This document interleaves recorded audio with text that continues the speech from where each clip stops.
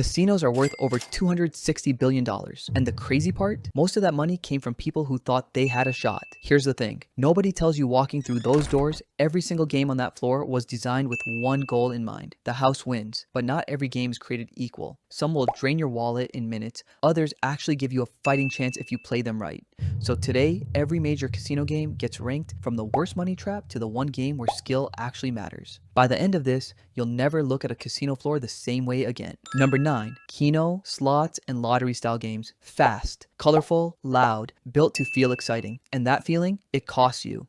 Slots and Keno sit at the bottom of this list because the house edge can run anywhere from 5% to 35%. The average slot keeps roughly 10 cents of every dollar. That doesn't sound awful until you realize a fast player spins 500 to 600 times per hour. The money disappears quicker than most people expect. Keno is even sneakier.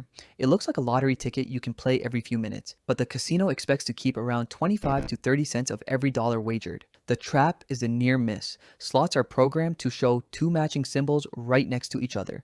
Almost a win. Your brain screams, try again. You weren't close, but you'll keep pulling anyway. No skill, no control. Maximum losses. Number 8. Side bets and specialty games. Here's where casinos get creative and where players get careless. Side bets show up everywhere. Blackjack, Baccarat, poker. They look small and harmless. $5 extra on a lucky pair. Easy money, right? Wrong. A common blackjack side bet called insurance carries a house edge of nearly 8%. Some specialty bets push past 15%. The casino isn't offering a fun bonus. They're offering a fast way to lose extra money on top of what you're already risking. The psychology is simple. The bet feels small, so it feels safe. The payout sounds exciting. Win 25 to 1. And since you're already at the table, why not? That why not mentality is exactly what these bets are designed to trigger. You wouldn't cheerfully hand cash to a machine with a 12% edge, but dressed up as a little bonus? It works every time. Skip them. Number 7. Roulette. Spinning wheel, little white ball, simple concept, brutal math. American Roulette has 38 slots on the wheel. Numbers 1 through 36, a 0 and a double 0. That extra double 0 slot is the difference between a manageable game and a money-eating machine. The house edge on American Roulette sits at 5.26%. European Roulette, which drops to double 0, cuts that edge nearly in half at 2.7%. Seems small, but Roulette moves fast. Bets are placed, the wheel spins, and within seconds you know if you won or lost. Somewhere between 40 and 90 rounds per hour, depending on the table. At that pace, a 5% edge adds up quietly and consistently. The trap here is the simplicity. Bet on red or black and you feel like you have a 50-50 shot. You almost do, except for those 2 green slots that tilt the odds just enough. Players often chase losses by doubling their bet each round, thinking eventually their color must hit. That strategy, called the martingale, sounds logical. In practice, it leads to massive losses when a losing streak runs longer than expected, and they always do eventually. If you are going to play roulette, find a European wheel. That one small change is worth more than any betting strategy you could ever use.